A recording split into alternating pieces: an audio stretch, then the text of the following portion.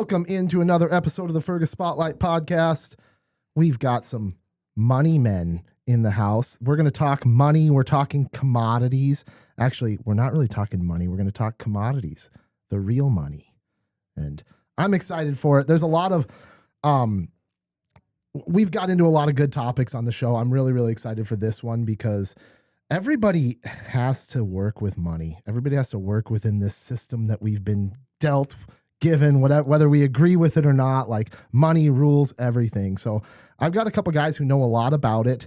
The men behind the Hedge Heads podcast. It's a year-old commodities trading podcast. So I have Ryan Tungseth making another appearance on the show, and Jon Prischmann in this morning. So welcome in, guys. How are we doing? Good. Real good. Thanks for having us. Of course. We've got a lot of things that we're going to get into, try to kind of touch on some of the, obviously the background of your guys' show, the history of maybe the financial world, how we got some of these tools that we get to work with today as far as derivatives and all this stuff that you guys work with on a daily basis that confuses everybody else. So before we get into the show here, I have a couple sponsors to thank. Atlas Outdoor Services, Outstate Brewing. Feel free to grab a beer if you guys want a beer here.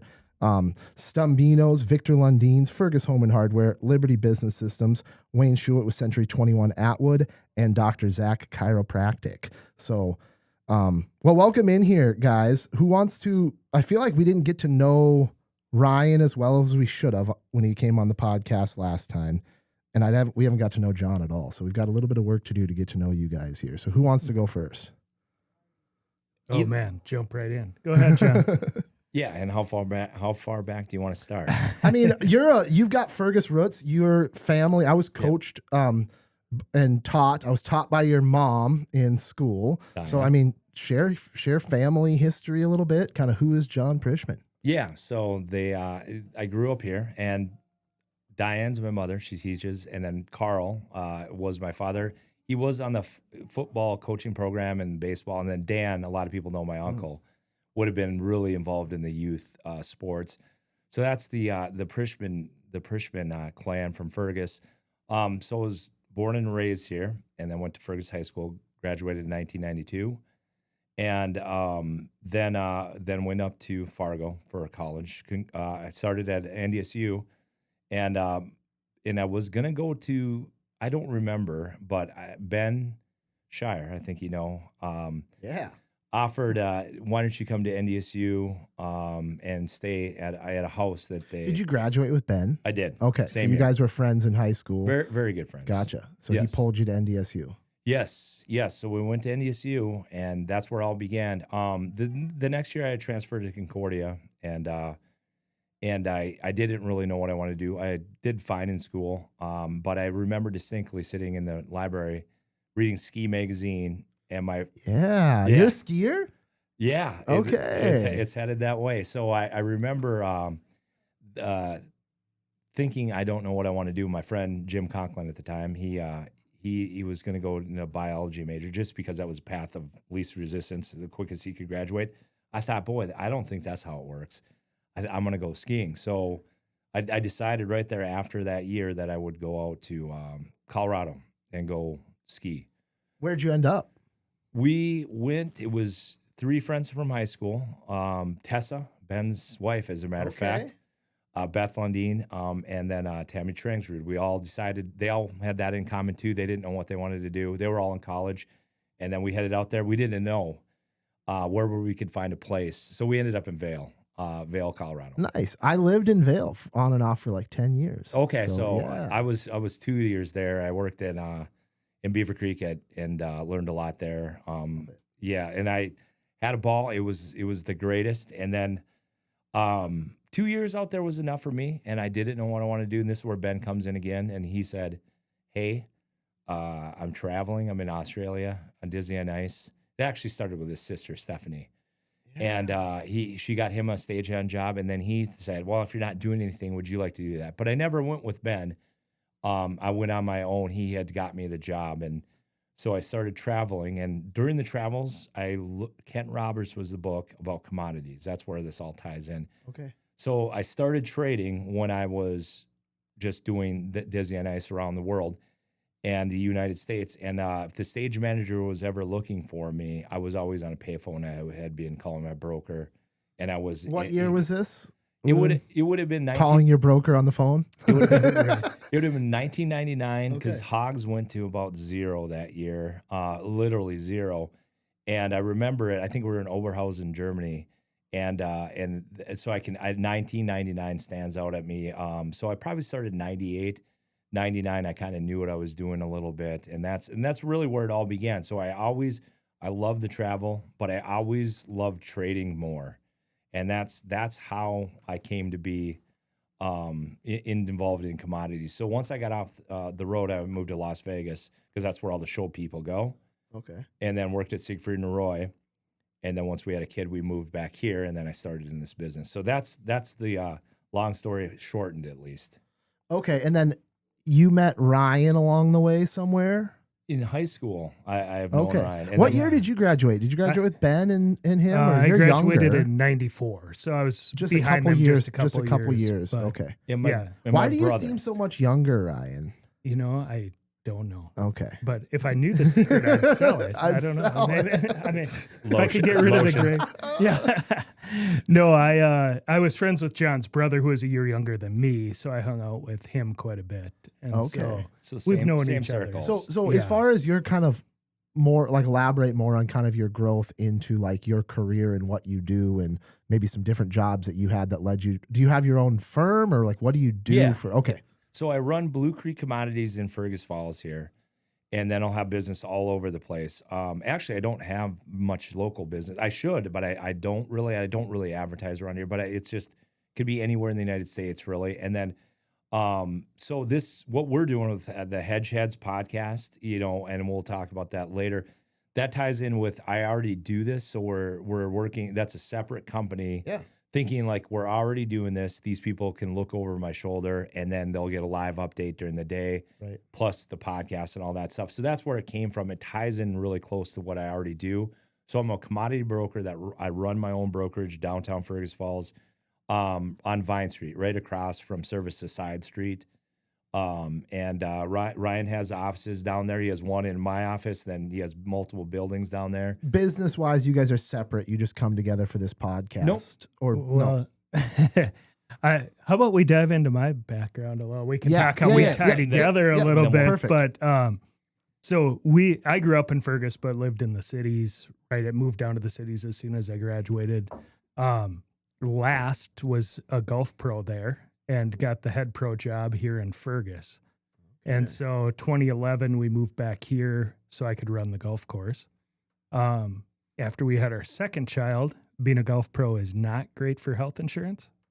So I went to work at Target and was there for 3 great years. And then all of a sudden Target was closing. And I had to figure out what I was going to do, whether I was going to stay with Target and move. And so I knew John's wife from hockey. I was coaching hockey as well. So she's at the arena. She's a figure skater. And she's like, you should talk to John. He's always looking for help. So I wanted to start.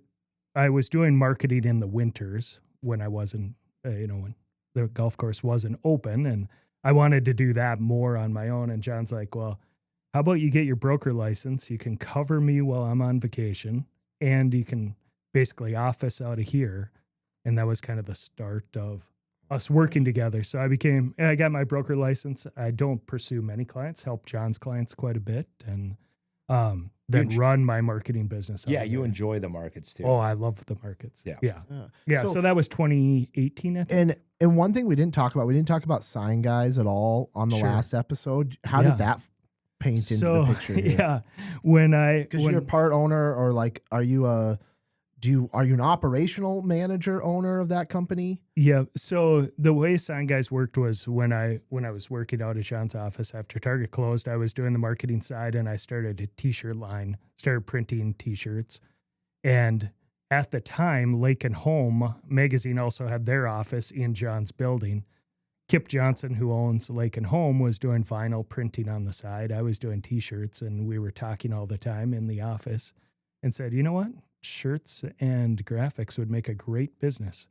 and Kip was considering a different office and those things, the buildings at the end of the same block as Jon opened up. So we started Sign Guys, and I moved the apparel side and Kip moved his vinyl side into there, and we moved the Lake and Home office and started Sign Guys, and that was the start of that. So Kip runs the day-to-day over there. Okay. I do the marketing and the books and handle that side, and Kip does the design and everything good happens down there on Vine Street. You got the brewery right there. Everything good happens so there. You wish you were part of the Vine Street Mafia.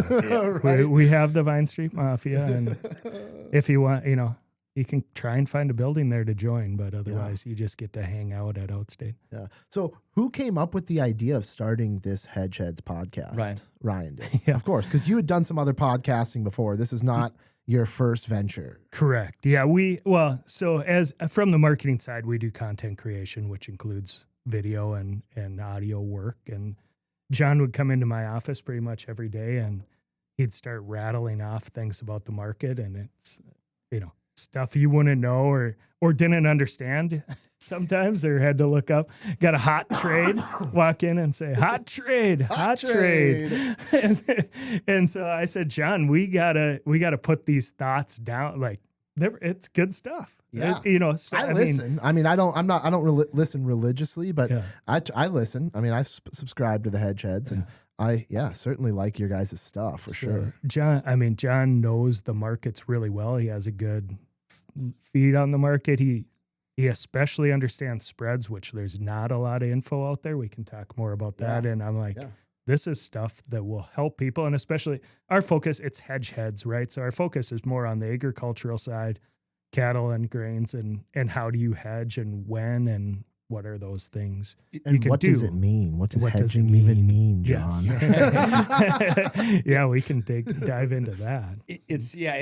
We fall into the cattle and feeder cattle, and not so much hogs anymore. But what people are familiar with, like a producer, a farmer, is already dealing with that. So if they have more of an interest, that they'll contact a person like this. They want to learn more. They know the farming side of it, but they don't know. They do everything really well, and they get the yield, and then they don't know how to get that price that looks really good. So the idea with the futures is, let's say it's growing really well in the springtime, and there's a little scare somewhere, and it's hot and dry, and corn goes up to $7 or $6 or something crazy. Your corn isn't ready. It's just barely out of the ground, or it's halfway out of the ground, so you can't run it to the elevator and sell it. So you would use the futures to hedge the future delivery of that. And that's where there's two sides of it. And then there's another guy that might be in Fargo that is interested in the gold market. He would simply choose to buy gold because he thought it was a low price, and he would be an investor in gold.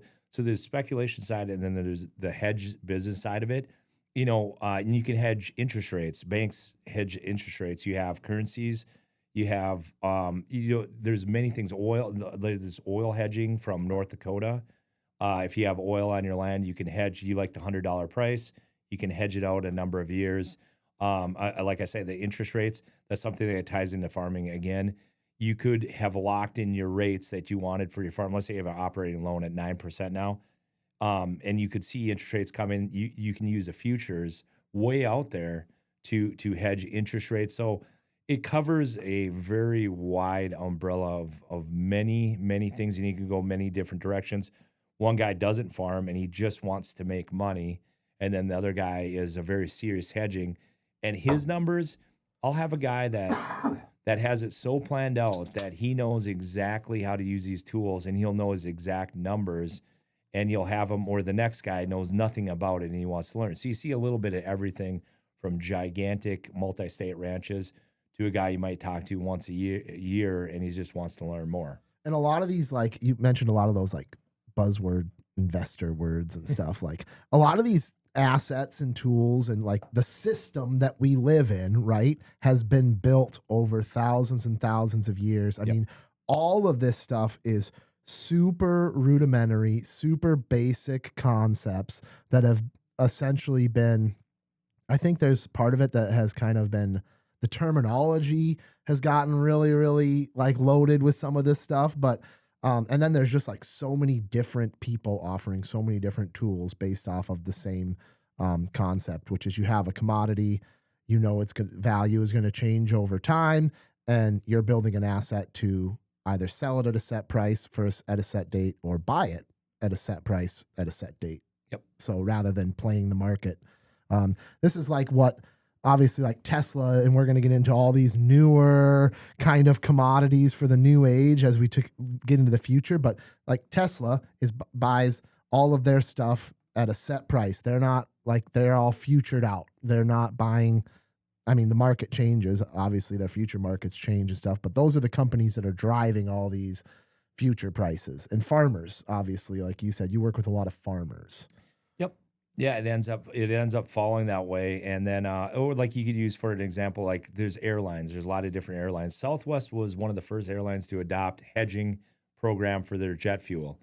So they will hedge in a price they like, and you could even do that for your unleaded gas or your heating oil. Like you like this price, but you don't want all that now. You can lock it in on paper.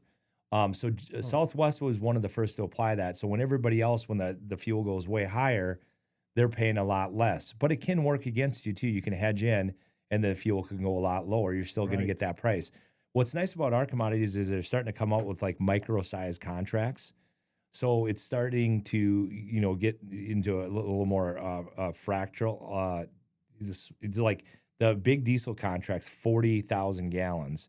A lot of people can't hedge 40,000 gallons. You're not going to use that in the summer. But if they can get into like micro unleaded, they have micro crude oil, which is very, it's 100 barrels of oil versus 1,000, the big contract. So they're getting multi-sized contracts. But if we can get into an unleaded contract, something that you and I use, and then you see this price that we have now, but you want it all summer long, well, you would be able to hedge that price in. So you'd be making money here, but you would be paying higher at the pump. Yep. So hopefully it spills over into the more consumer side of stuff. Like I say, the banking, they use it every single day on the hedging, the interest rate, that's constant. So these are huge markets, but like what Ryan was pointing out to me the other day, they're much bigger than the stock markets. Like the commodity markets dwarf like all markets. Right. But so how do so few people know so little about it? So half our job is explaining, even the guys that are involved, that have accounts, half the job is even explaining how any of all this works. It's an overwhelming amount of stuff. Well, and the market's good. It's not just that there's like literally everything that you can hedge. You can hedge coffee or lumber or tiger shrimp or dry whey or, you can hedge everything, but every contract has different dates, different months that matter, and different dollar values and ticks. The minimum movement that it moves is a different dollar amount. I mean, it gets super complicated too. So it's not like you can just explain. In different hedging departments, like we have a local ethanol plant, they may hedge very different than the one down the street. They may get two completely different results from their hedging programs. Like back to your Tesla, like they could hedge their aluminum to know their prices ahead of time before they build the cars. So I'm sure whatever they can hedge. And then it goes to the weather. The highest paid weather guys you'll never hear of, the hedge funds, the actual hedge, the New York, the guys in New York and Chicago and the big cities that run these, hire the best weather guys out there. So that's big bucks. They get paid millions. So the people who can predict the weather the best aren't even on the Weather Channel. They're working for hedge funds. That's the best looking weather people. And that's probably like the truth for every industry, right? Like the most benefit, if you're an expert in an industry, certainly anything that has to do with predicting anything, the people who control all the money are going to be the ones that want your services. That's interesting. And, just even for transport, knowing the weather is huge dollars, any of that stuff. And then the problem you run into in commodities is the people that know are the weathermen. Like, no, if you're successful, you're not talking a lot. Why would you? Why do you share what's making you successful? So these guys that want to learn, I have a soft spot for guys that want to learn because there really is no good entry. It's always been like a closed club. On stocks and stuff like that, there's a lot of resources online that you can do your own homework and you can figure things out yourself. In commodities, the stories that you see, and you read are mainly what they want you to read, because they're, everybody wants it for a lower price in the middle, Right. so they can in return sell for a higher price. So you don't.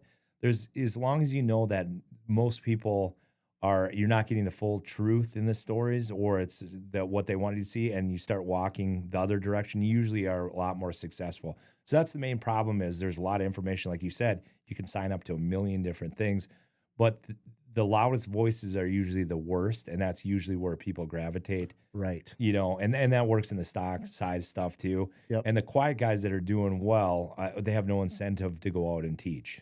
Right. Interesting. So I want to get into like the history here and go back, because we talked about this on the episode I did with Acres of Eden Farm. And we talked about sort of speculating on the future of like a circular community.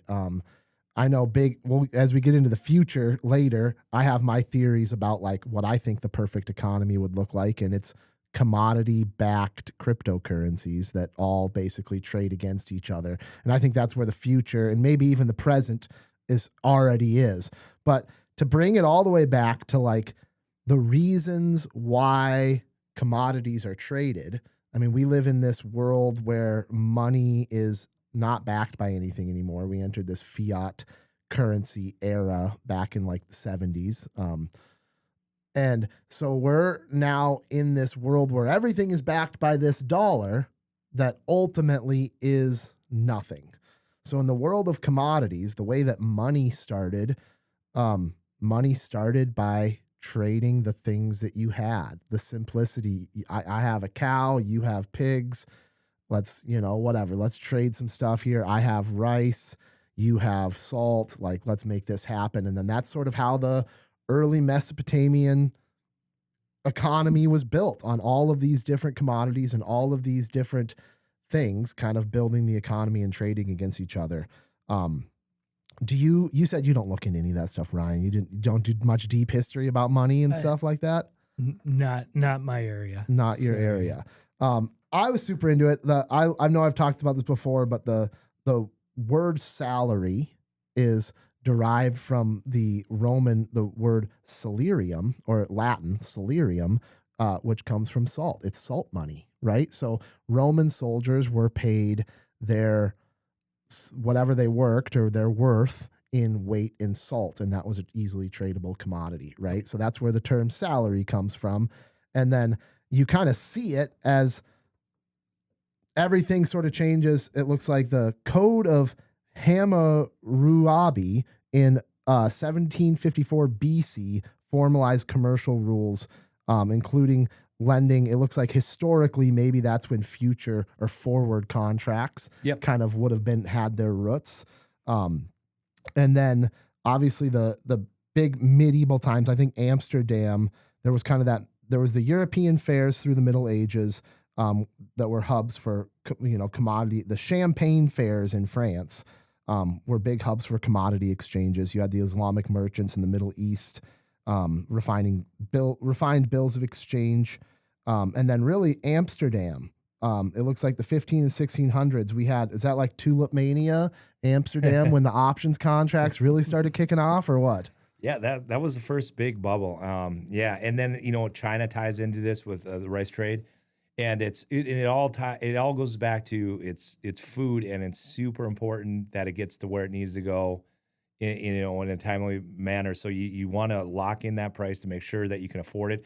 Like to this day, Egypt has a program, their government, to make sure they always have enough wheat coming in. So nothing's really changed, just the way it happens. It's all about having enough food in the area that you need it, to either, to have the population in line and rule. So starving people take over. So it's exceedingly important. And the USDA is the U.S. run, oversees all this. And it seems like it's just this agriculture thing, and it's not that important, but they wield a lot of power and Chinese has their version of it, and Canada has CanStats. It tells you how much that country has, but that's really powerful information, because if you start looking like you don't have enough, then you start panicking your people that it's going to get really expensive and we're going to get really hungry. So It's very important for control, exceedingly important. The amount of food around to this day, the numbers just came out today. We had a USDA report. Everybody sits around and the numbers are super important. Now, there's a lot of debate about how they get the numbers, Right. but it has a lot of world influence. Like China right now, because of what's going on with the tariffs, they'll pretend like their numbers will go up magically, like they have tons of food because they import so much. To fight this battle, that's their weakness, is they need food and energy. But on paper, I'm sure it's going to grow to where they have records now. So it ties into daily news all the time. Interesting. That's really, really, and then obviously the price that we talk about, everything is priced against a global reserve currency. Throughout history, there's always been the centralized commodity. Yep. Usually gold. It was gold up until 1971 in various different forms. I mean, throughout, as you look at some different world currencies. Yep. But today, everything is priced against the US dollar. Yep. Sort of. We can talk about like I don't know, everything you guys deal with price against the US dollar. Yep. So it's actually an index, and you get a very common call is, how do you short the US dollar? Everybody thinks it's going to zero all the time. We spend too much, all this stuff, and it gets very political, but it's actually an index to a basket of currencies. So the main weighting is the euro. So it's 58 point something, and then the Japanese yen, Canadian dollar, and Swedish kroners in there for some reason, and one more that I forget. Anyway, it's a basket. It's weighted against these baskets. So if you're betting against US dollar, you're betting for these. So you're saying mainly the euro is going to be doing much better in Europe than we are. And then to this date, we sort of win by being the tallest, most organized short guy in the room. There's, where are you going to park all your money if it isn't in the U.S.? You're going to go with China, where things can change very, very quickly. Somewhere in Central America, there's not the stability. And they talk about BRICS, and that I was looking at the sheet, and that's always the threat. The problem is these countries don't trust each other, much less in a group, and there's no way to pay each other yet. But back to your cryptocurrencies, they're working on this. It's called the SWIFT system right now, how they exchange payments, Russia and some of these other ones. And they're working on a crypto blockchain currency to get around using the US dollar. So it's in the works. And that's part of this tariff battle with China too. The fact that they unveiled that, I think, a year ago.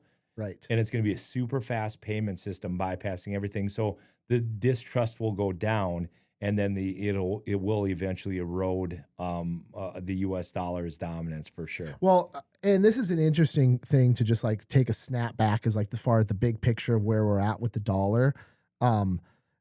If anyone thinks that this tariff war, or even like this proxy war between Russia and Ukraine that we're involved in, or any of this geopolitical tension we're in, like if anyone thinks it's about anything but money and but global reserve currency status, you're sadly mistaken. Everything is being driven by this transition into a BRICS backed, some type of commodities based economy again, that keeps people accountable to, like you said, what you have, what you produce as a nation, rather than it's always going to also come down to the guns you got and the power you hold in your military too, which I don't know, everything's circular when it comes to the things you have, the commodities you have access to, and what you can build. Oh, so without a doubt, we're living through history there. The East is aligning with the West, and the East is going to have, like Russia and parts of Asia, they're going to have, especially Russia is going to have vast natural resources that can sell for very cheap prices to people don't have a lot of money in these countries. They just want to eat and have energy. They'll have huge influence. So like you say, the commodities, the stuff backed by stuff is what's going to win in the future, other than debt. And we're seeing the battle play out, like you say. But the East is definitely lining up for more energy production and more food to influence that entire area. You're going to join that side when your food and energy depends on it.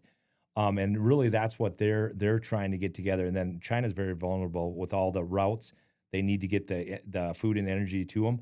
So they're working with South America and Brazil and having these routes ironclad. So the East is working against the West, to try to get that dominance. And they're going to be commodity backed. It's not going to be the ruble. It's going to be that they have the commodities and the power to get for these people. So that it is all very interesting. And Ryan and I, this is the kind of stuff that you look at every day, and it's a fun story to follow and see. And then you hear the news, and then of course that's a whole nother story.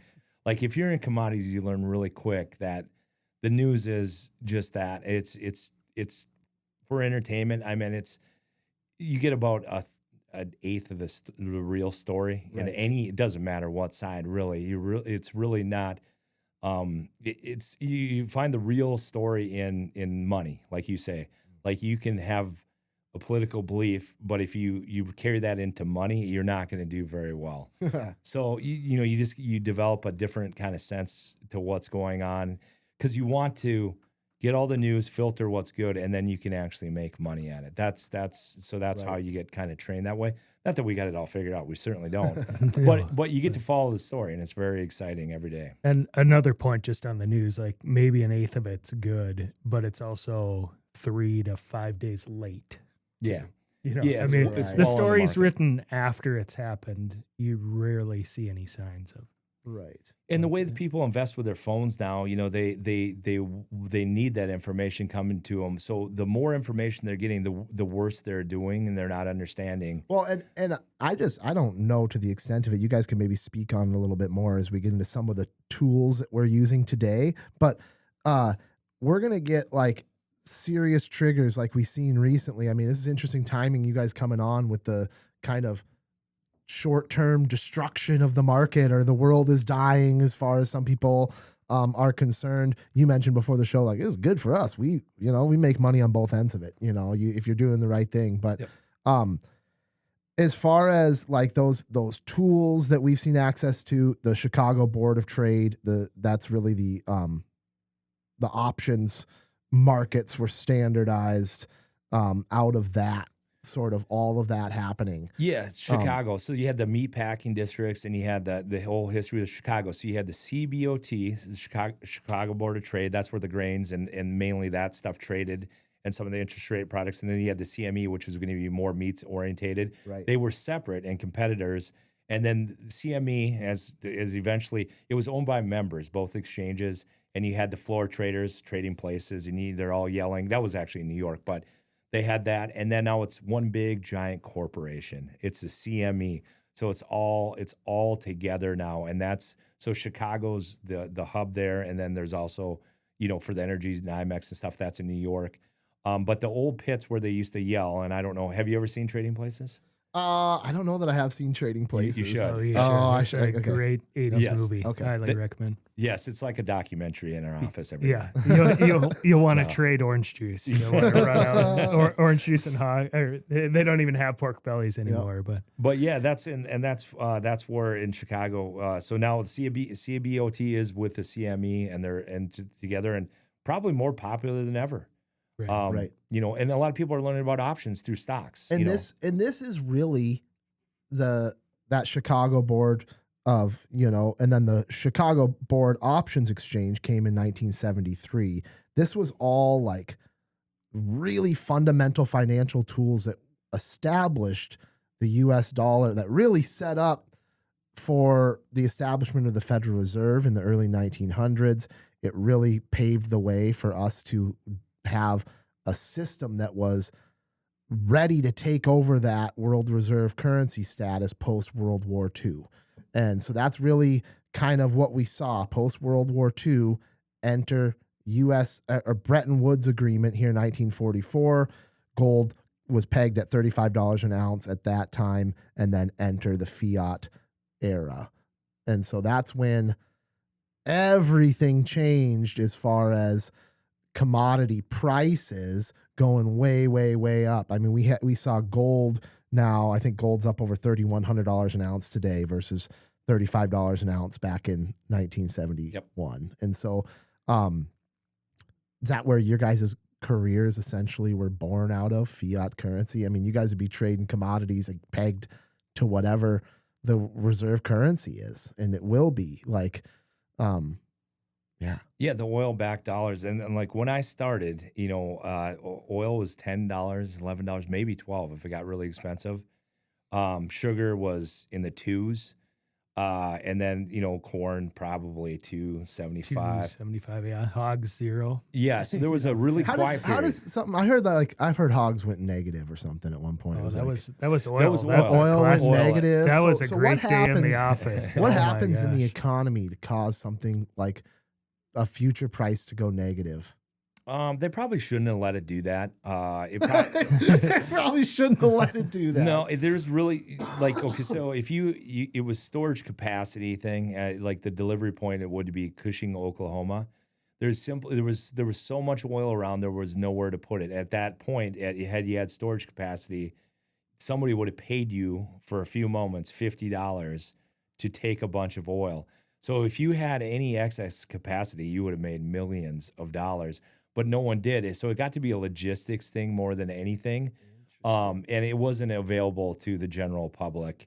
I mean, at the time, there was guys that were online that I had trading, and they were trying to buy it near zero. And it was a weird thing that they didn't even, they made it aware that it could go negative. But to this day, I don't know that was really healthy for anything.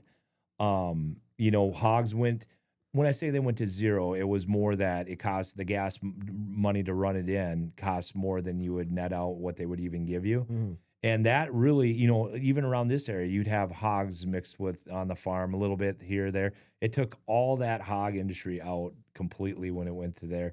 So yeah, they can go to near zero or beyond that. Pretty uncommon, but it has happened. Yeah, I think the negative oil thing was super interesting because it was like 48 hours before there was a notice from CME that it is possible for crude oil, a few commodities they listed, to go negative. It's like interesting that notice comes out 48 hours ahead of this happening. So what Somebody knows.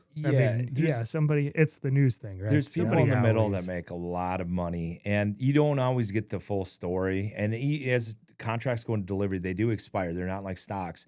You'll see a lot of cash games. Yes. Their buddies knowing they're in a continent. Like, let's say it's a really cold winter. They're knowing this region's really short natural gas, and they'll pinch them out.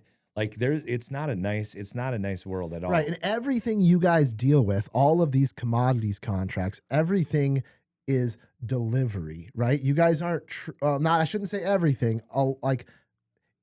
It depends on the contract. But like for instance, and this is kind of what I'm trying to wrap my head around as far as the money is the commodity. Yep. Right. The placeholder is the fiat currency.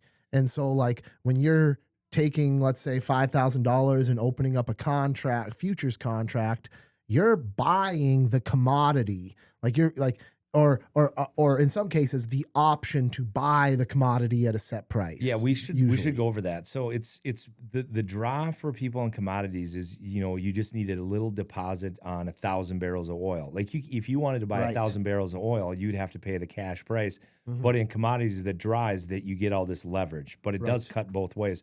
So for very little money, relative to what that's actually worth, You can control a lot of the commodity. Yeah. Not only that, you can sell something you don't own. Like in stocks, even if you sell short, you have to borrow those 100 shares. In commodities, I don't have oil and I can sell oil. So yeah, it gets to be a tough concept for people to understand. And, but that's essentially what it is. So they had single stock futures. They were going to try it. You could get 100 shares, and you wanted Apple shares. You'd only have to have 10% instead of the 50 in a margin account or 100%. So they thought it was going to be a hit, and that started back 10 years ago, and it failed miserably. People don't understand the concept. Even Bitcoin, that we have Bitcoin futures. Right. You can have 10% down and own, the just 10% of what you would pay for full Bitcoin. But no one understands it. And the leverage can really, if you don't understand it, the leverage, you can get really carried away too. Yep. So you have to have a certain dollar amount. Let's say it's corn, just for an easy market. You have to have $1,200 on 5,000 bushels. If the price is, $5, you can do the math there. you don't have to have the entire amount. You just need to have $1,200 in your account to own 5,000 bushels. So some of these end users that actually use the corn will use the futures. They're uncertain what they can get in the summer. They'll own it on paper and then have it delivered at the delivery points. But, without getting too complicated, some contracts are cash settled and Gotcha. you can stay until the end and you don't ever have to get out. And some are delivered at delivery points.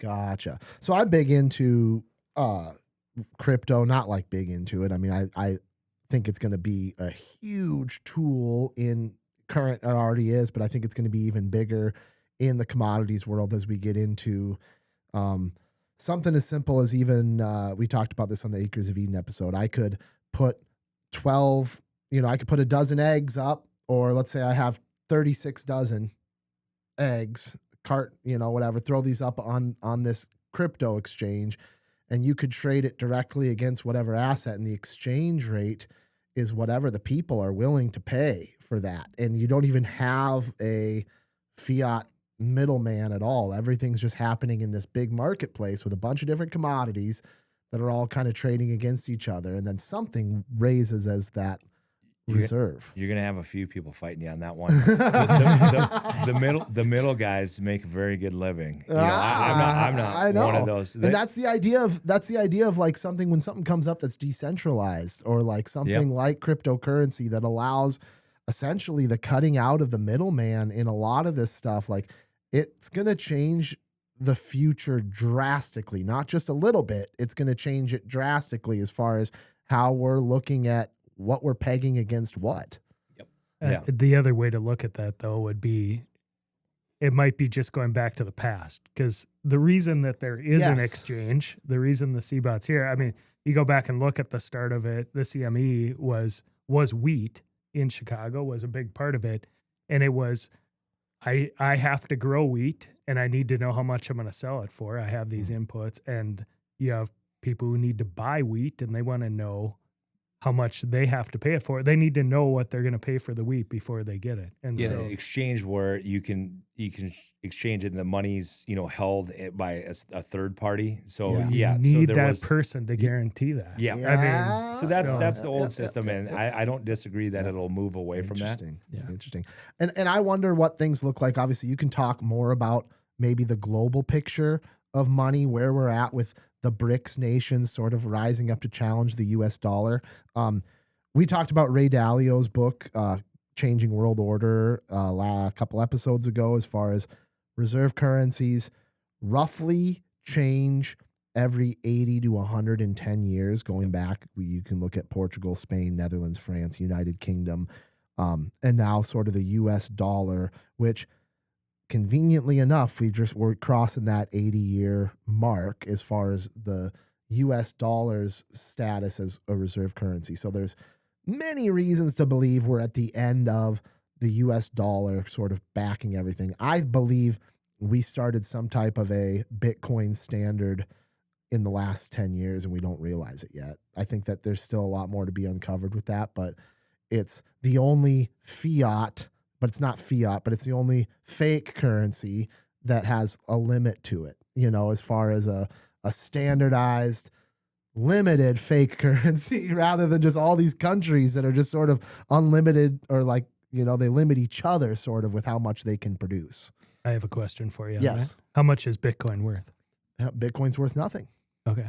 Bitcoin. I like the honest answer, because everyone else will tell me dollars. No, Bitcoin is worth nothing. And ultimately, well, that's not true. Bitcoin is worth the energy that, whatever the energy was that went into producing or maintaining that network. That is essentially what Bitcoin is worth. Bitcoin actually costs, but it, as far as what it's worth nothing. Just like the US dollar is worth nothing. You can't get it can and will never do anything for you.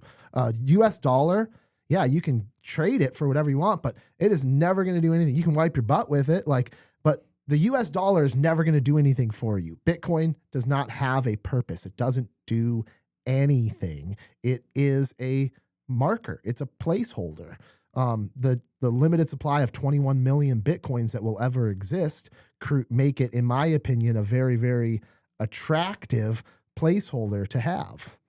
But yeah, so you think it would replace gold? Like for a currency, you do not want price swings. You do not want rapid price swings either direction, and you also do not want it to appreciate. So that's going to be the Bitcoin's problem is you don't want first if you accept it as a business, like let's say you're a car dealer and you took Bitcoin, you'd have to hedge every transaction via futures in order to stay in business. You couldn't take $50,000 worth of Bitcoin when it can be worth 40 the next day. So you don't want wild fluctuations and you don't want appreciation. So the higher your currency appreciates, then the more the exports would cost your country and you'd be a net importer. So it's still probably trying to figure out what it is. It looks more like of a technology, and then what price is it worth being that technology, and how do you apply it? Because it would have a hard time as a currency because it doesn't have either of the things that you would want in a currency that you need. You need stability. It can go up and down, but it can't go fast, and it can't just appreciate. That's not at all what you want. So it's closer to gold, I would say, than it is than the U.S. dollar. And then back to that, everybody's the demise of the U.S. dollar, which they're working on it. Trust me, with the way they spend. But believe it or not, they're working on killing it, or what are they working on, John? Multiple people are working that way. Yeah, but the competition that we know now is, believe it or not, doing far worse in far more debt. Right. And again, back to the tallest short guy in the room. And that's why the dominance, and then it's, of course, oil's priced in dollars. And that's really what they're trying to get away from, the energy. Probably the most important thing that you can price in dollars. Right. So they're working on it, but they keep on with these things. And it all looks like, well, Brazil's got to be, they have it. Then they're so corrupt there that you can't trust. And then within BRICS, they don't trust each other. Yep. And you can't, so you need some sort of better payment system than the U.S. dollar, and there just simply isn't one. So we win by default is what's happening. Yeah, it's not the best option, and it keeps having swings, but there isn't a better option yet. And I think, that's what we're looking at. I think people anticipate it and they're putting it in Bitcoin, or the farmland doesn't make sense. Why does it sell when you can't net out on this? But I think the people that are buying it don't want U.S. dollars. They'd rather have something that's appreciating, so their best idea is farmland has always worked. Right. So or gold or silver, they're putting it in spots where they think it's safer. But truthfully, like what the markets are doing now, if everything comes down, it's all coming down, no matter what they tell you. Right. What you have is going to be what you have, the pile of salt. I would love to get paid in a commodity directly, and that's where I think Bitcoin is like the generic, and obviously the number one cryptocurrency that exists. But the people that I think that are working on Ethereum, those are the people that are like other smart contract platforms. Those are the people that are really going to be building these financial tools for the future, as far as Chainlink. As far as how people are moving things. I know China the BRICS nations are working on this gold-backed yuan. Their Venezuela, I know they were experimenting with this digital petrol as early as 2017. I don't know what the status of that is today, but you have the largest, most oil-rich nation in the world deciding that they're going to tokenize their asset, and that essentially sets their asset as a standard asset for them. I mean, everything, like you said, is what do you have ultimately? That's what gives your currency power. When it comes to currency, though, like a massive amount of that is trust. Right. Do you trust? If you have a country that will change the regulations overnight, or as we've seen the last two nights, purposely devalue their currency because of what do you mean about that? China is the yuan, is that one? Yeah. They currently they peg to our dollar, when it suits them. They don't let their currency free float. And they've slowly been unwinding that. So they cheat in everything they do. And it's true. They want to keep their imports to us the same price. So that's why they peg to our dollar. So we're forcing them to devalue with the tariffs. So that's what's escalated right now. So they'll throw a bunch of stimulus. They'll bring their dollar down to keep their goods the same price to fight this. So that's their defense, and that's what's when you have happening. A central government, you can do that, right? You can decide as a central government that this is what we would like our currency to be worth today.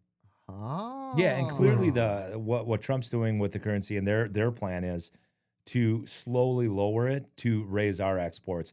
It's a controlled descent in our currency. Like when Bush was president, I think it was 78 cents. It's a controlled descent. You hope it is. Yeah. You hope it is. Because Yeah. basically the day he's got in there, it's slowly come down.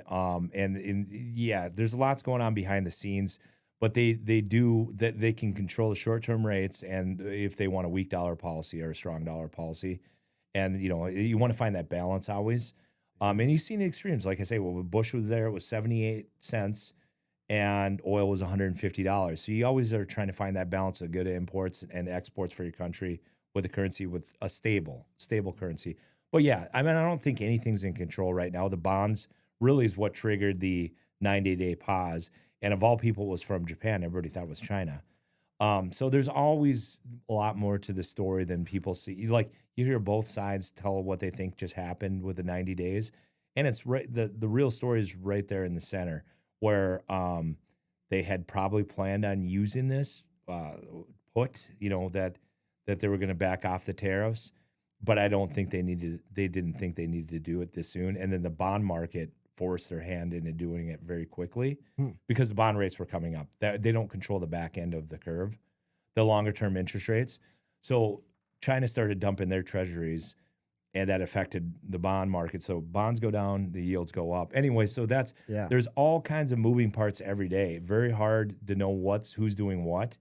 At first, they thought it was hedge funds unwinding their trade. The basic, They we could go real deep on that. They have a very sweet trade. They get to borrow money at virtually nothing and arb the difference between futures and the actual interest rate. But if they unwind, and it can unwind like that, so that you don't know who's doing it, or is it China dumping their U.S. holdings? But it's not like they're just going to dump it because they're mad at us. They don't want to take large losses on, I'm sure, these bonds that are worth a lot less because the interest rate was very low for years. Interesting. So there's always a lot more than meets the eye. And it's not always obvious, even when you really know what you're looking for, what's going on. You just know what's happening because you're watching the market.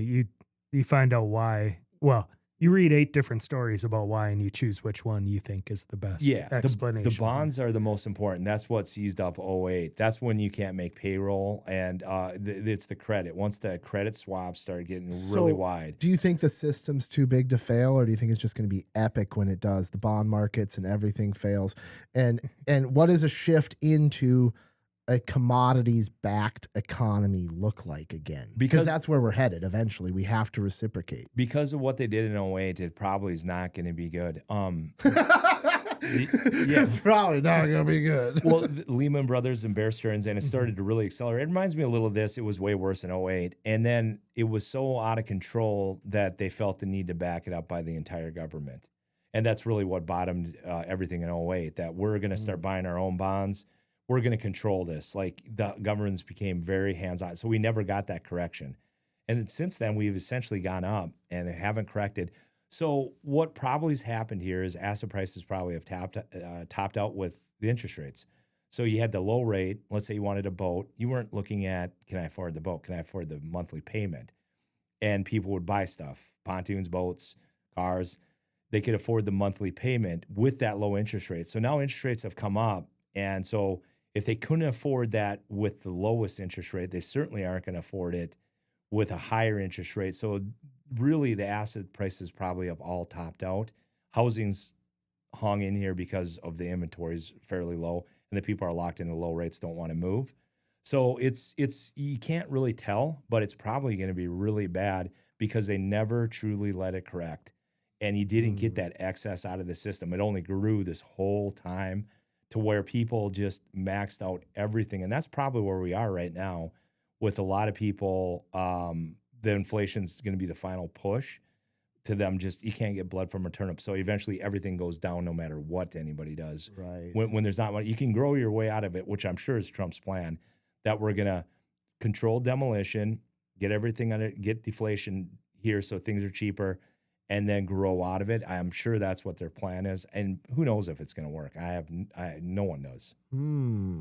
Interesting. I wonder, I mean, I've looked at my favorite, I'm not just like a crypto guy, my favorite thing. And by the way, we didn't give any disclaimers before this episode started. I know you guys give your disclaimers.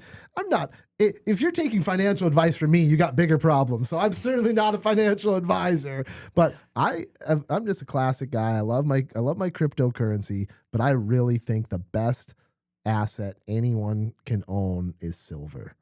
I believe in silver. I believe that I don't know what or why silver hasn't returned, because you had this huge run up in the 80s of all commodities, all assets exploded as we entered this fiat currency era. You saw, I want to say gold probably topped out at around $80 or whatever, 100 or into the hundreds of dollars in the 80s. Now it's up over $3,100. Well, the price, the all-time high of silver that we hit back in like the 80s was like over $50, and silver's sitting now at $30 still today. Can you explain that one? Well, if you love silver, you're really going to love platinum. I was going to say you're going to get into John's favorite topic, platinum. Everybody loves silver. I have a lot of clients, silver bugs, like the older generation. Silver is what was the Pawn Stars? You know, the old guy. He loved. I mean, there's a reason people love silver. Yeah, the ratio that you're talking about is way under where it should be, and everybody, you know, I have silver. Ryan loves silver. Everyone loves silver, and it's a tangible thing, and it's nice, and it's shiny, and people like silver a lot. And I can afford it where I can't afford gold. And I think you would be surprised at how many farms, how many houses in town have quite a bit of silver. I mean, I think that it's a very common thing, and people do hold. It's a very underperforming asset, and the theory is that it cannot be that way forever. And when it finally goes, it's really going to go.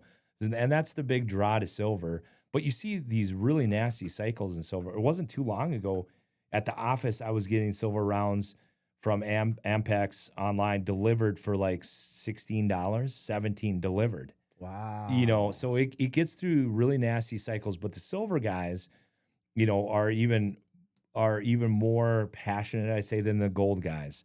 Like you got to get these guys talking about this stuff. And I will say, John's got a couple silver bugs as clients, and when I've been on the phones, because it feels criminal. It feels criminal watching this futures market and watching the suppression in the price. It feels. I mean, I went down the Reddit rabbit hole with the silver bugs for a while, and you can only read so many articles of. I mean, whether or not there's truth to them, but there's a lot of logic in this. Like, you look at everything that's happening, like, oh, look at this, all this delivery is supposed to hit this date, and then all of a sudden somebody blows it up and rolls this contract out or whatever, and it just like nothing actually happens. Like, I don't know, every day on Reddit you could probably go on there and they're talking about some big delivery in silver. JP Morgan holding down the silver price to protect the dollar. Well, you have it all, and it's always been out there.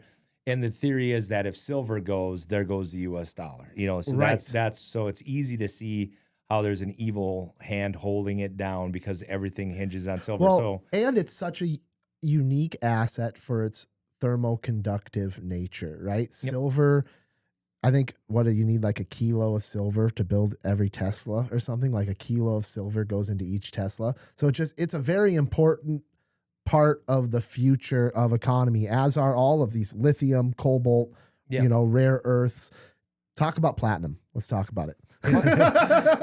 It was over gold for a while. You want to talk ratios? Yeah. Okay. So metals get weird, and they're using electronics. They're using catalytic converters. They're using a lot of industry and very good conductors.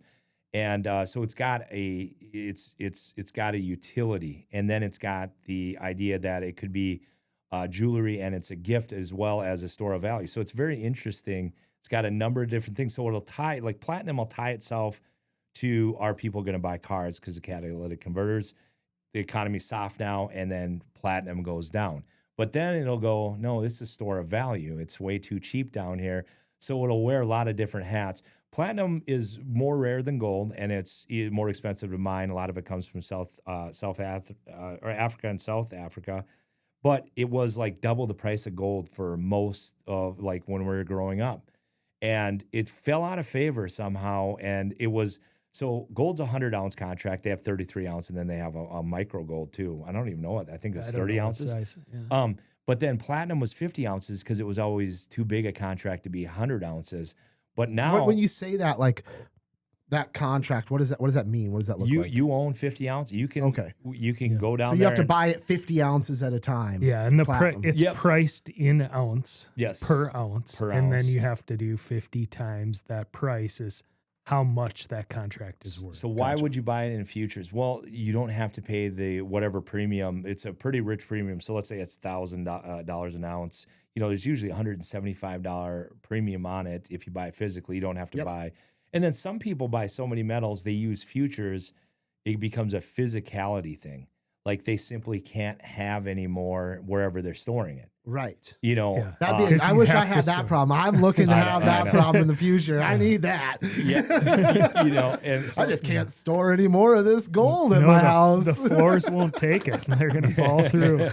Yeah. I don't think too many people have that problem with gold, but silver there is, but platinum, right. It's just chronically underpriced over the last decade, so it dips into the 600s in COVID, 674. I think it was in Florida at the time, and I think by the end of the day it was $750 an ounce. So when you got a more rare one than gold, then it just gets to be a perception. So it's kind of like the silver. Like eventually, if it keeps on, if it's expensive to mine, silver is a byproduct of mining. You find it with other metals that you're looking for, where you don't really with platinum or gold for that matter. You're looking for those two. So if you like metals, it's going to be your most undervalued one by far. Platinum is? Yes. Okay. But interesting. If you're into the metal scene and what they believe, you know what I mean? But then again, it's more. I think it's been more tied to utility and the economies than anything. It's really fallen out of favor, but it's all cyclical. So if it doesn't pay to mine it, eventually there'll be a shortfall. And you saw palladium go absolutely crazy here a few years ago. And now that's cooled out, but platinum will have its day in the sun here. That's something I've heard about silver. Go ahead. I was just going to say it's in that way. It's similar to copper in that it's a utility metal that's tied to the economy and what it's going to be used for and where it is. But it's also got the precious. Well, and if the price of copper goes low enough, the meth heads stop looking for it, right? Like that's a generalized overlook of that. But like silver, if silver were to go to $50, all of a sudden, it might be worth it to refine and recycle some of this silver that's out there in the world. That electronics, like it's currently not worth refining this and reusing this metal. Even though there's some of it out there. So there is that inflection point as well. Like the reason why, there's a lot of gold on asteroids, but it's not worth it to go get the gold off of these asteroids because it costs too much money to go do it. Yep.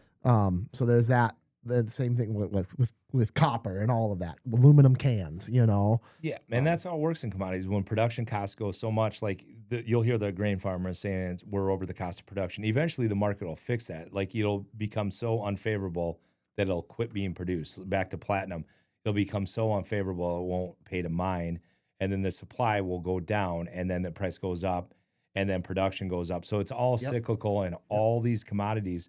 And we deal with that every day. So we try to, and that's where the spreads come in, where we try to ride the cycles between the different times a year.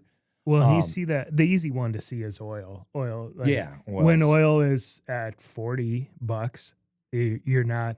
Look at North Dakota. They're shutting down. They're not pumping. They're not. There's jobs when it's $120. Everyone and their brothers out there. It's that cycle of where's the price and where is it cost effective? Yeah.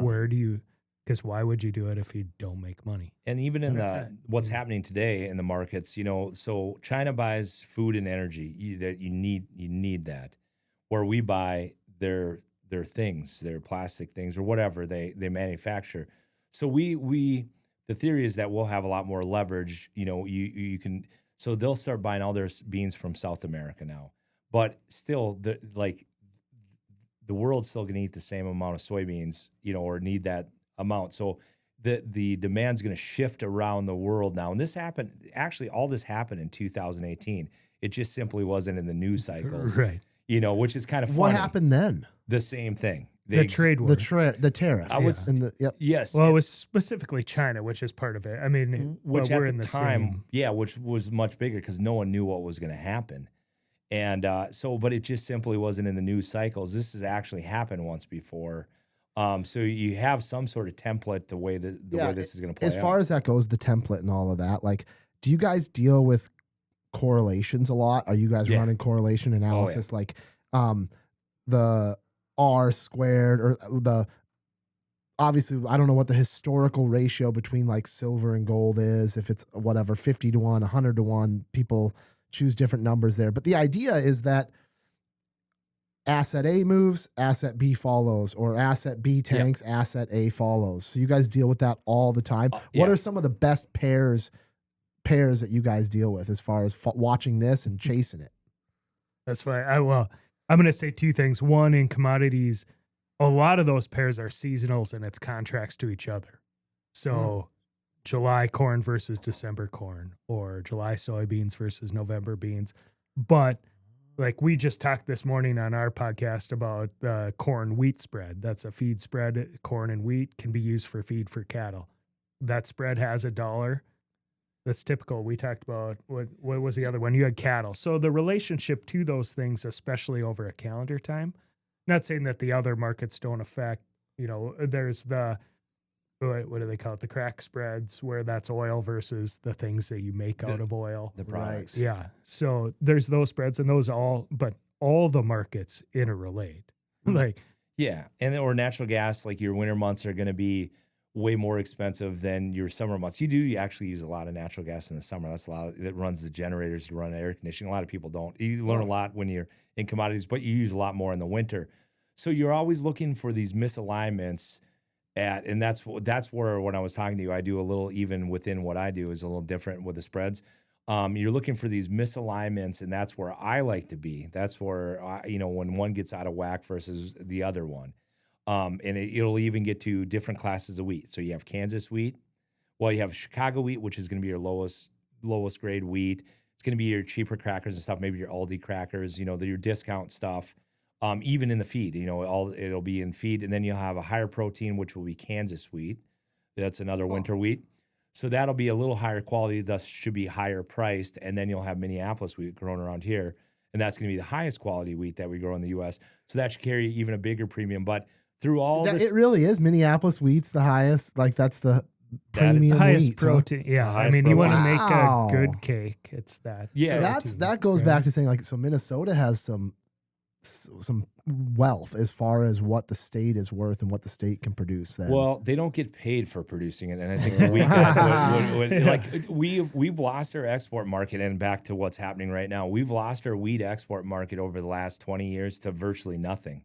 We used to be one of the leaders, and now and the same thing's happening to all our markets, for exports. What's happening now is sped up, but it's been happening for a long time. So it's become more of a domestic market. So we only raise what we need here. The exports is what cleans up the excesses in grains. So if you can get a good export market, then they have to pay the farmer to bring it off his farm, and then that's where they make their money. If it's sitting on the farm and they're going hand to mouth here in the U.S. and there's nobody to clean up the channels, they won't give you anything. So that's where wheat is. It's a very high quality wheat. Japan buys a lot of it. So the tariffs, we have to know a lot about what's what, because what country buys what's really important. You hear the news, and the news is the news, like we talked about. But like Minneapolis wheat's really affected by Japan. So we're looking for news that if that goes better, then we might do something in Minneapolis wheat. But anyway, so you have the higher quality wheats. At one point, Chicago will get over the price of these other wheats on speculation. Like, that's where all the liquidity is. So it gets to the point where Kansas was 95 cents under Chicago wheat, and the delivery points are very far away. Yeah. But it costs 65 cents to take that Kansas wheat and deliver it against the Chicago contract. A higher protein wheat can be delivered against a lower protein wheat. Someone literally trucked it from the Kansas delivery points to Chicago and got that 35 cents. So the markets will always fix themselves, even though they get very misaligned. But back to the correlation. So it gets out of whack. and then that always comes back in whack. And something they're talking about now is the soybean corn ratio. Well, I was just going to bring up soybeans quick though. Like you take 2018 and the trade war then, because soybeans ship to China out of Seattle or West Coast, there were spots that there was no bid in North Dakota. Like there were places that would not take soybeans. Yep. But in Ohio or Minnesota, which goes down the Mississippi and out the Gulf, there was bid there. So if you were a farmer in far western North Dakota, you couldn't sell your beans. No one wanted them. You would have to pay to truck them all the way across, or there were trains that were going. But interesting. So all that relationship matters, and in commodities, it matters where it delivers. Like where does it go and where is it going out? What they've been trying to do in the U.S., and it was part of the Biden administration, the energy policy, they're going towards biodiesel and is going to be in jet fuel. So they're building these plants so we don't have to do that. So it's been ongoing for a long time. Like we don't want to be dependent on China. Like all these countries are shoring up so they're not dependent on. So there's probably a record distrust between all these. Like you had all this globalization, and now it's reeling back really fast, and everybody's starting to look after themselves. So we're trying with the biodiesel, but unfortunately, it gets involved in politics, and there's no clear anything. Ethanol was the last big one, like that we had too much corn, and then we had the ethanol, and that cured that for a time being. And now the same thing's going on with beans, but the biodiesel is the defense against that. So you guys deal with then, obviously there's cash deliveries, there's physical deliveries. I think like people in general, and this is kind of how I'm going to try to wrap up this conversation a little bit here. People in general who have a 401k, their only exit strategy, their only retirement plan is whatever assets they have liquidating into the US dollar, because that's their exit strategy, right? Like if you're unless you're in a commodity contract that says you physically get something at the end of this experience besides a US dollar, you're always going to be hoping and banking on the faith in that currency. This is why I love cryptocurrency so much. I love physical silver because you can turn it into whatever you want, right? The other thing cryptocurrency does is it allows you to move energy across the world. We've never had that before. We've never been able to say, let's take excess energy from Africa, use it to support this financial system, and all of a sudden the excess energy in Alaska or in Africa is being rewarded by someone else all the way across the world to use that. So it opens up like a whole interesting thing in my perspective as far as energy being traded like across borders. Yeah. And I think they don't know exactly what this is yet. I think it's a technology of some sort. It's being treated like a currency, but I think it isn't that. I think we're going to find out what it is and what the utility is. But yeah, it's all about logistics, getting stuff smoother. I guess my point is like, and you guys probably hammer this home or you guys probably understand this, but I don't think the average person really understands like, if I was hedging for my retirement, which very little of what I have, I don't have very much money, but like the little I do have retired, like in my future, I want options as far as where I'm going with it on the way out. I don't want my only option when it comes time for me to retire is to liquidate everything I have into the US dollar and hope it's still worth something. I'd say the old hedge is gold and silver. Like, right. You talk to older people and they really, that's where they've been putting all their excess dollars. And then obviously financial consultants run your stuff and they should know how to allocate. I mean, if you have a good one, they should know how to allocate as you go towards the finish line there and being less aggressive. And it should, everything's really so interconnected now that when it does fall, it all tends to fall together. But I would say gold and silver is where a lot of people put that hedge for their retirement. I think that you just reminded me of. Someone said to me the other day that, well, with the stock market down the last few days, on after Tuesday or Monday, I guess, that if you liquidated and put it into dollars, well, your dollars were down 10% also. So you really didn't lose anything. They were both down that percentage. So that's interesting. You can move them both. Yeah, But- yeah. I mean, you can cherry pick anything you want and make any Right. political Any argument you stand. want right now for sure. It's And it's that, to right your for that. point that like no matter the politics affects it, but it doesn't matter which side you're coming from because they're going to make an argument one way or the other of why. Yep. Right. And then what do you feel about the power? Like if power went off, I think Right. that's where the gold and silver guys' arguments are. Correct. Like all you have to do is shut off the power and it's done. all of a sudden it's done. You know, so it's very interesting debate. We got between way all these bigger guys. problems than Bitcoin being gone if the power grid goes off. You probably aren't going to need money, any right. sort of money. That's why you can't just buy those silver rounds. You need the old mercury dimes because it's not going to always yeah. be the expense is not going to always be that because if it all shuts Correct. down, you're going to need mercury dimes or any of those rose. No, I had this whole plan to start a local economy, and I still want to do it. This is my future of Fergus Falls. You guys can play a part in it and help me see what the commodities look like. We'll But be I the want, middleman. I want everyone like an exchange where everyone could basically submit their goods or submit their commodities towards an exchange that just kind of works and runs. And I love the barter. you know, and I have a crypto wallet that has my eggs from Acres of Eden and some beef from them, and maybe, you know, some gas from Olson Oil and some other stuff in there. Just the things that I need to actually run my life. Some beer tokens from Outstate, you know. Yeah, no, I'm all about the barter. I like that. I like that a lot. Yeah. That goes back to your baseball card trades in the 80s.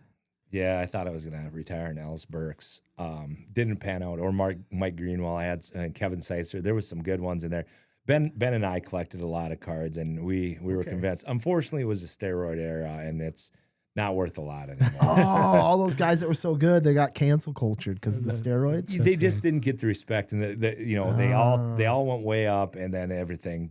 We collected cards at a terrible time. My book full of Roger Clemens rookie cards it's pretty. That used to be worth so much money. Yeah, it looked good on paper. I was convinced of it. All right, before we get out of here, I'm gonna get it from each of you, but best financial advice, best commodities investing advice, however you want to do it. Oh, that's easy. I mean, we have the product for you. We just started it, as a matter of fact.